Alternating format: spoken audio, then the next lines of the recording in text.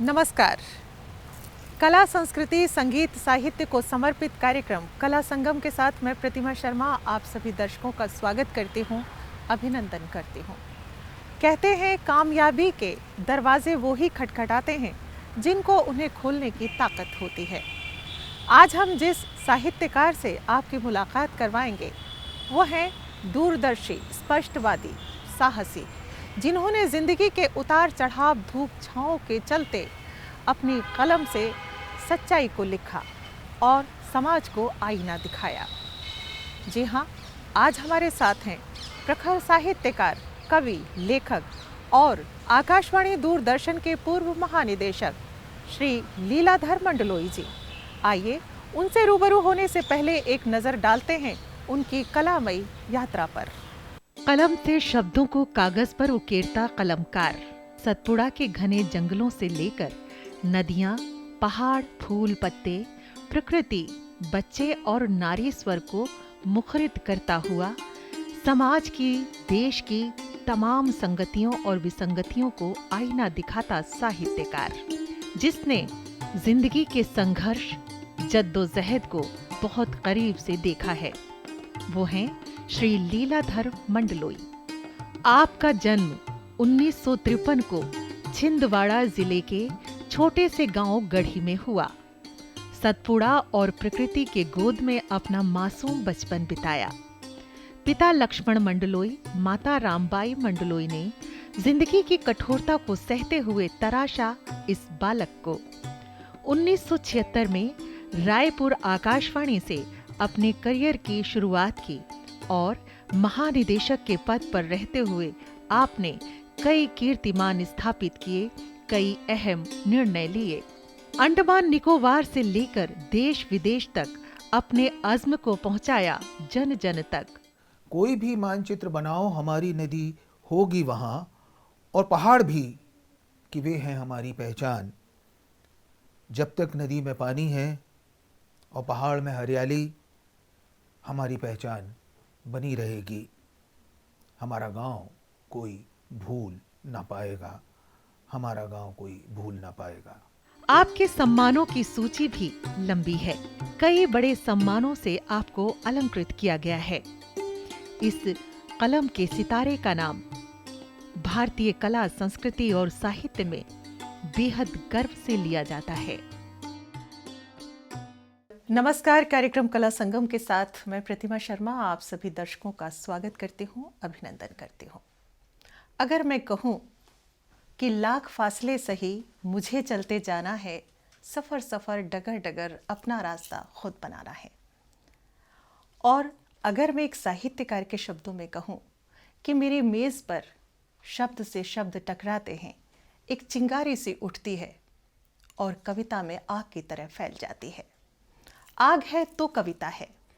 जी हाँ, ऐसे ही प्रखर साहित्यकार, साहित्य जगत का अनमोल सितारा आज हमारे साथ हैं श्री लीलाधर मंडलोई जी।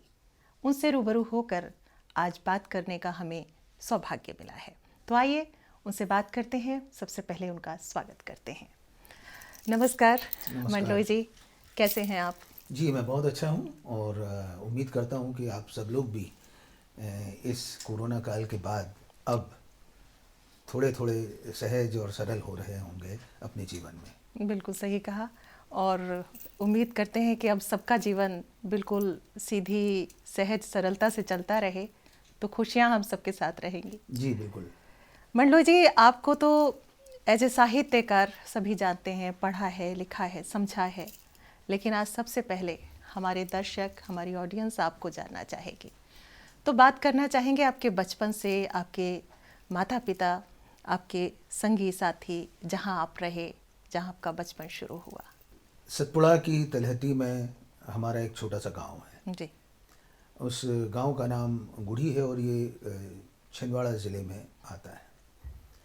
ये है मज़दूरों का इलाका।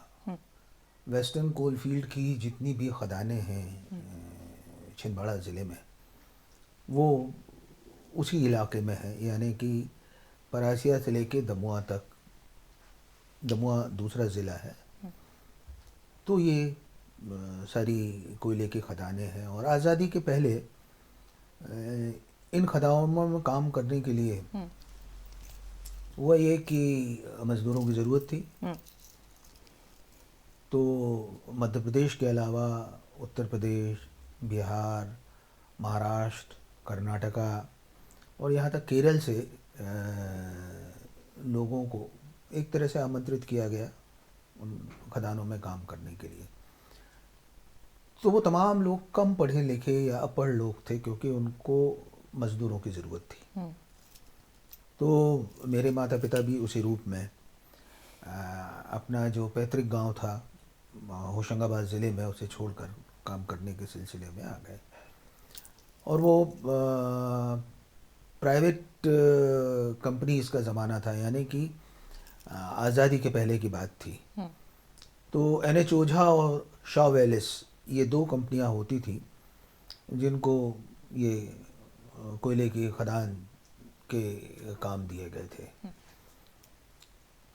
तो वो ज़िंदगी थी कि सारे लोग अपने अपने गांवों को छोड़कर विस्थापित होकर एक नई ज़िंदगी की तलाश में आए थे। और उस ज़माने में कोई पक्की नौकरियां तो होती नहीं थी, और हफ्ते में जितने दिन काम मिल जाए, 2 दिन मिल जाए, 3 दिन मिल जाए, ना भी मिले। तो इस तरह से वो शुरुआती दौर था।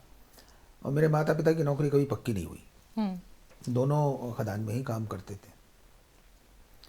तो इस तरह से हम लोगों ने अपनी ज़िंदगी को उन मज़दूरों के बीच में, जो अलग अलग इलाकों से आए थे, अलग अलग संस्कृतियों और अलग अलग भाषा के साथ आए थे, तो उनके बीच में हम लोगों ने अपना एक जीवन और उसका अक्स बनाना शुरू किया। वो एक सामुदायिकता का सबसे बड़ा स्थान आप कह सकते हैं कि सभी तरह के लोग हैं। लगभग सब लोग एक ही तरह से थे।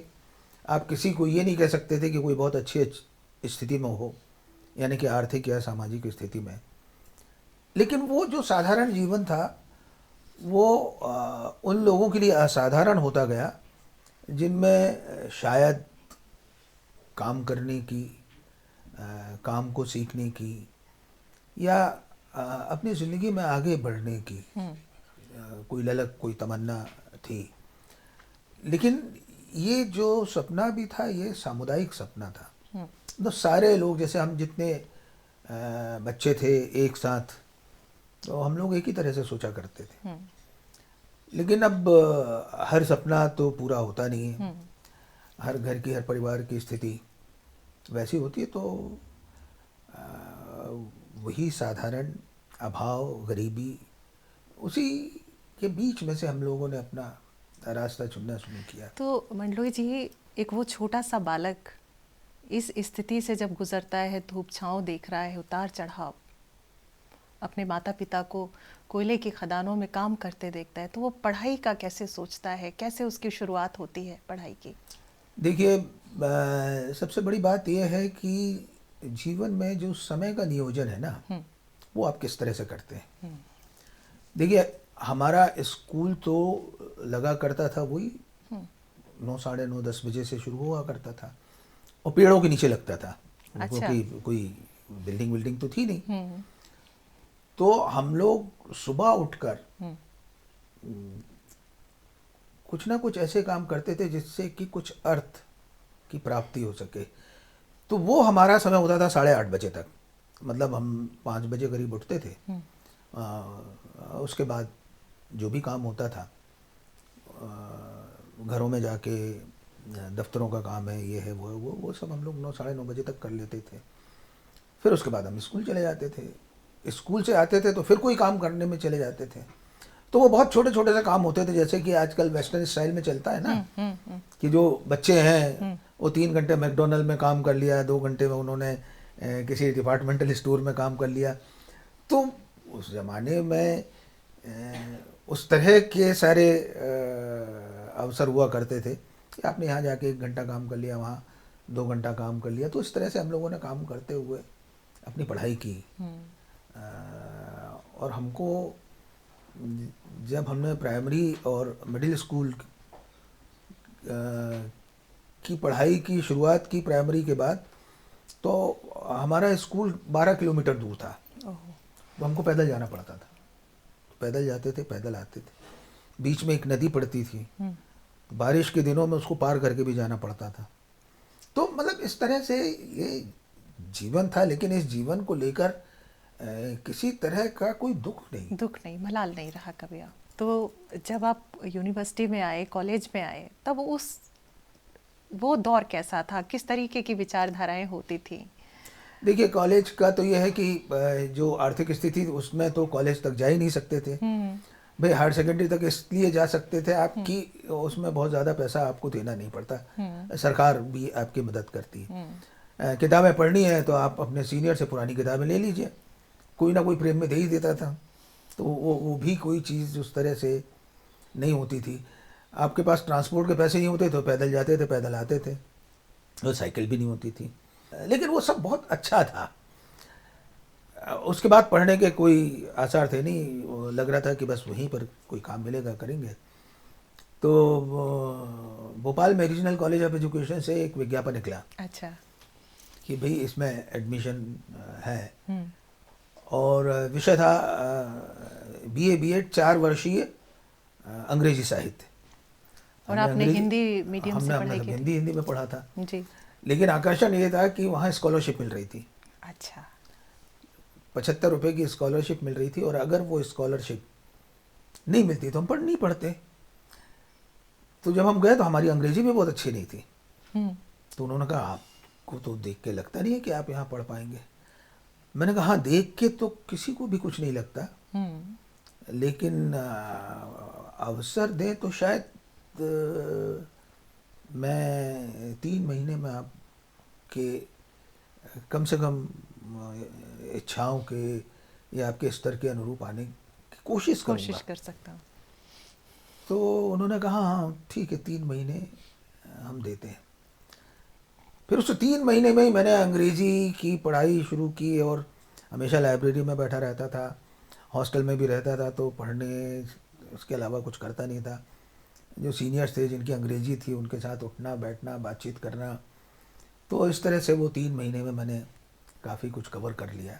मंडलोई जी, आपका जीवन भी कोई आसान तो नहीं है, और बहुत आपने उतार चढ़ाव ज़िंदगी के देखे, अभाव में ज़िंदगी जी कर भी अपने आप को अपनी मुकम्मल तस्वीर बनाई है। देखा जाए तो साहित्यकार के तौर पर अगर बात करें तो पहली जो आपने कविता या लेख जब लिखा, वो किस तरीके से उस साहित्यकार के अंदर से निकला? कब शुरुआत हुई? देखिए, क्या है कि जीवन के आपके अनुभवी ही तमाम कलाओं में जाते हैं, ये सिर्फ कविता का मामला नहीं है जी, और चाहे चित्रकला हो, संगीत हो, मूर्ति कला हो, तो मतलब जितनी भी तरह की कलाएं हैं, तो उन कलाओं का की जो ज़मीन है वो उनके अनुभव होती है। तो हमारे पास अभाव थे, तो अभाव से भाव बन गया, क्या बात है, कविता में आ गया। बहुत सुंदर। मुझे ये लगता है कि एक जो लेखक होता है वो अपने ज़िंदगी के अनुभवों से सीखता है प्राथमिक रूप से, और उसी के भीतर से उसके विचार की एक राह निकलती है। फिर वो समाज में उठता बैठता है, लिखता पढ़ता है, चीज़ों को समझता है, तो धीरे धीरे उसकी समझ जो है वो विकसित होती जाती है, जिसको आप विचार से विचारधारा जैसा शब्द भी कई बार इस्तेमाल करते हैं। तो उस तरह ये सारी चीज़ संभव होती है। कहते हैं मंडलोई जी कि अगर किसी साहित्यकार को, लेखक को जानना हो या उसके उत्स को जानना हो, तो उसकी डायरी को पढ़ा जाए। जी, आपकी भी अपनी डायरी है, दाना पानी, बहुत कुछ लिखा है आपने, स्त्रियों की आवाज़ों को लिखा है, आपने महसूस किया है। एक लेखक जब लिखना शुरू करता है, देखो मूलतः तो मैं कवि हूँ, लेकिन कविता में इस बात की गुंजाइश होती है कि आप अनुभवों को बहुत अच्छी तरह से अभिव्यक्त कर सकें, और वो भी विचार के साथ। अगर आप बहुत ज़्यादा कल्पना नहीं करते हैं, बहुत ज़्यादा फैंटेसी में नहीं जाते, तब भी आपका काम चलता है। हालांकि फैंटेसी भी बहुत ज़रूरी होती है। तो सबसे पहले मैंने कविता को चुना, और कविता ही मेरा मुख्य। मंडलोई जी, याद है आपकी वो कविता जो आपने पहली कविता लिखी? पहली कविता याद है, उसकी शुरुआती पंक्तियां याद है कि ए धरती, मैं तुझे गोद में उठाकर तुम्हारी दुखती रगों को चूमना चाहता हूँ। हजारों साल से घूमते हुए तुम कितना थक चुकी हो, तुम कितने विषाद में हो, मैं तुम्हारे उन विषादों को कुछ कम करना चाहता हूँ। तो ये इस तरह से वो पहली कविता थी जिसकी पंक्तियाँ बनी थी। और इस कविता को सुनकर कहीं ना कहीं धरती की वो मिट्टी की महक भी आ रही है, उसके दर्द को भी महसूस कर रहे हैं। माँ की आवाज़, मीठी आवाज़ आपकी कविता में झलकती है। कैसे संजोते हो माँ की आवाज़ यादों को आप? मैं माँ के नज़दीक था। अच्छा, माँ ने अपनी ज़िंदगी में बहुत संघर्ष किए और इतने संघर्ष तो मैंने अपने जीवन में बहुत कम लोगों को देखे। तो मैं उनको समझता था, इसलिए उनके संघर्षों के रास्तों से जीवन की वास्तविकता को भी समझता था, समाज की वास्तविकता को भी समझता था। और मुझे जो पहली गुरु मिली वो मेरी माँ है। तो उस माँ से अलग होकर मैं कुछ सोच ही नहीं पाता। बाकी लोगों की स्मृतियाँ बाद में आती। तो माँ कविताओं में भी बहुत है, डायरी में भी है, मेरे दूसरे तरह के गद्य लेखन में है, उसमें भी है। तो माँ है। तो माँ से अलग अपने बारे में कुछ सोच नहीं पाता। वही सतपुड़ा राग की बात करें तो सतपुड़ा के घने जंगल, वहाँ के पहाड़, वहाँ की नदियाँ, वहाँ की धरती, फूल पत्तियाँ, वो भी आपके जहन में बहुत घूमती हैं। आपने कहीं लिखा भी है कि सतपुड़ा मेरी ज़िंदगी है, मैं उसको हर दिन जीता हूँ। देखिए, होता क्या है कि आपको जीवन में मिलता कहाँ से है? लोग कहते हैं ना कि आप 5 तत्वों से बने हुए हैं। तो ये 5 तत्व कौन से हैं? और इनका अगर सबसे अच्छा आवास निवास आपको देखना है तो एक जंगल हो सकता है। तो सतपुड़ा के जंगल में हम लोग जाया करते थे। तो सतपुड़ा हमारी पाठशाला थी। हमने वहाँ से तरह तरह की शिक्षाएं ली। वहाँ पर आदिवासी हुआ करते थे, तो उनके जीवन को, उनकी संस्कृति को जाना, नदियों तालाबों को जाना। और स्त्रियों की बात करें तो आपने नारी विमर्श बहुत कुछ लिखा है और समकालीन नारियों की आवाज़ आपने बहुत सुंदर ढंग से उसको व्याख्यात किया है। देखिए, क्या है कि मेरा ये मानना है, अगर इस सृष्टि में सबसे ज़्यादा कोई शोषित, प्रवंचित, सबसे ज़्यादा दलित और सबसे ज़्यादा जिसके साथ न्याय ना हुआ हो, यानी सिर्फ अन्याय अन्याय हुआ, वो स्त्री है। वो मैंने बचपन से देखा। मैंने सिर्फ अपनी माँ को नहीं, माँ की सहेलियों को, इनको सबको देखा कि उनका जीवन किस तरह से था। इसलिए मेरी पक्षधरता हमेशा स्त्रियों के समर्थन में लिखने में भी रही। नारी पक्ष की हमने बात की, बहुत सुंदर तरीके से आपने व्याख्या की। वहीं जब बाल साहित्य की बात करते हैं, आज के दौर को देखते हैं, आपने भी बहुत कुछ लिखा है। परी और पहाड़, चांद का धब्बा, पेड़ भी चलते हैं, कहीं ना कहीं वहाँ भी प्रकृति आई, वहाँ बच्चे आए। आज के दौर में जो बाल साहित्य, उसका क्या स्वरूप आप देखते हैं? देखिए, क्या है कि समय के साथ फर्क तो बहुत पड़ा है। पहले क्या होता था कि हर जो बड़ा लेखक होता था, वो सर्वेश्वर दयाल सक्सेना हो, अज्ञे हो, इन सब लोगों ने बच्चों के लिए लिखा। अब बच्चों के लिए लिखना थोड़ा सा कम हो गया है। यानी कि जो बड़े लेखक हैं वो कम लिख रहे हैं। अब सिर्फ बच्चों के लेखक ही बच्चों का साहित्य लिख रहे हैं। तो ये एक मतलब मात्रा में, क्वांटिटी में तो फर्क पड़ा, लेकिन इसके साथ सबसे बड़ा फर्क जो पड़ा वो ये था कि बच्चों के साहित्य में सबसे ज़रूरी क्या होना चाहिए? सपने होना चाहिए। सपने कि आप कितने बड़े सपने बच्चों को दे सकते हैं, आगे का रास्ता तो वो खुद निकालेंगे। तो मैं बच्चों के लिए जिस तरह की चीज़ें लिखता रहा हूँ, उनमें मैं एक चीज़ बहुत केंद्रीय रखता था कि उनके भीतर कोई ना कोई सपना हो। चाहे वो पढ़ने का सपना आ सके, प्रेम करने का सपना आ सके, दुनिया को अपनी तरह से देखने का एक नज़रिया बन सके, वो भी एक सपना होता है। मंडलोई जी, आपने आम जनजीवन को बहुत करीब से देखा, जंगलों में रहने वाली जनजातियों को देखा, उन औरतों को देखा जो बहुत मेहनत किया करती थीं और अपने पूरे घर को चला रही हैं। लेकिन एक कलाकार आपके अंदर भी छुपा हुआ है। उन लोगों को देखकर जो आपके अंदर से कविता फूटी या अपने बुंदेलखंडी लोकगीतों की रचना की। मैं आकाशवाणी छतरपुर में पोस्टेड था, तो आकाशवाणी छतरपुर के इलाके में 10 जिले थे जो कि बुंदेलखंड के ज़िले हैं।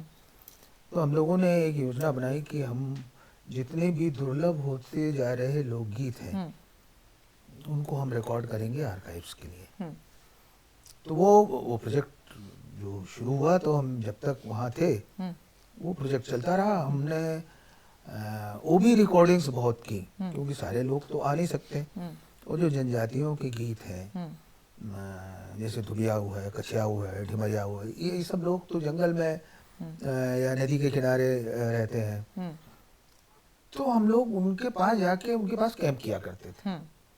तो उनको जीवन को भी समझते थे, उनके लोकगीतों को भी समझते थे। तो इस तरह से हमने जन्म से लेके मृत्यु तक के संस्कार गीतों की पूरी रिकॉर्डिंग की। अच्छा, सेवानिवृत्ति के बाद आप ज्ञानपीठ से भी जुड़े, तो वो सफ़र कैसा चल रहा है आपका? देखिए क्या है कि मैंने बताया ना कि आप जीवन में जो कुछ भी सीखते हैं वो कहीं ना कहीं काम आता है। तो मैंने रेडियो और दूरदर्शन में नौकरी नहीं की, सीखा। मैंने सीखा है, एक विद्यार्थी की तरह सीखा है। तो उसमें साहित्य मेरा विषय था ही, और भारतीय ज्ञानपीठ का विषय भी साहित्य था। तो उन्हें एक ऐसे आदमी की ज़रूरत थी जिसने एक से अधिक भाषाओं में काम किया हो, जिसकी कुछ किताबें हों, जिसकी अंग्रेजी अच्छी हो, जिसकी हिंदी अच्छी हो। जी जी भाई जब नौकरी में तो कई तरह की चीज़ें, जैसे आप वो बोलते हैं ना कि एसेंशियल क्वालिफिकेशन, जी जी तो अब उसमें कहीं हम फिर बैठ गए। उनके यहाँ थोड़ा ऑडियो वीडियो का भी काम होता था, क्योंकि जब ज्ञानपीठ सम्मान होना है तो उसकी भी रिकॉर्डिंग होनी है, इंटरव्यूज़ होने हैं, ये होना। तो उनको लगा कि ये कुछ ठीक ठाक आदमी काम कर जाएगा, तो बुला लिया उन्होंने। तो मंडलोई जी, आजकल आप क्या लिख रहे हैं? कुछ लिख रहे हैं साहित्य में?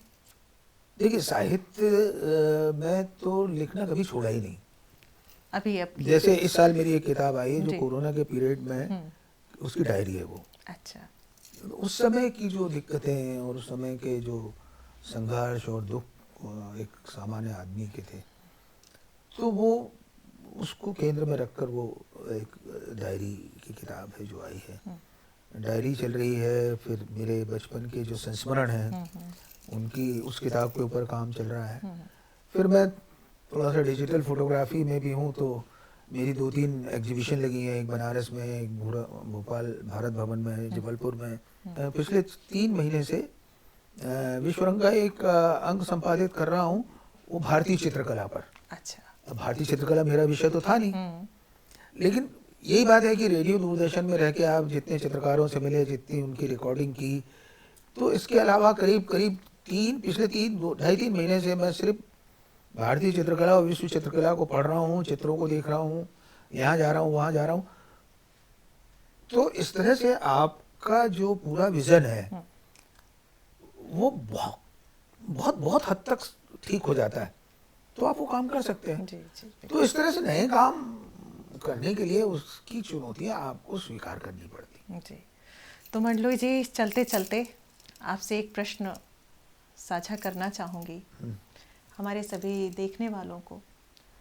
जो हमारे उभरते हुए लेखक हैं, साहित्यकार हैं, जो नई जनरेशन है, आज का दौर है, उनके लिए आपका क्या संदेश होगा? जितने भी नई पीढ़ी के लोग हैं,